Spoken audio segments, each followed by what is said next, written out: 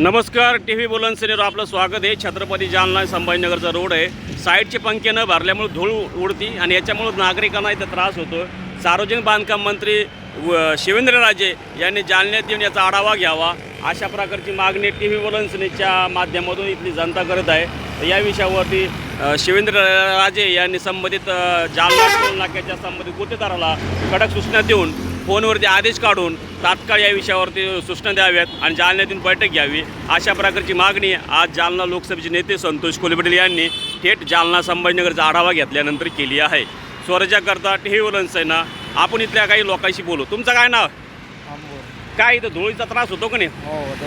त्याच्यामुळं काय याचा परिणाम होतो की नाही? कारवाई व्हायला पाहिजे.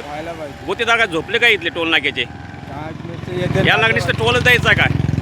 कारवाई व्हायला पाहिजे की नाही? काय नाही तुमचं? बरोबर, धन्यवाद. हे बघा, इथं प्रत्यक्ष ते नागरिकाचं मत आहे. आपण आणखी इतर लोकांची प्रतिक्रिया जाणून घेऊ.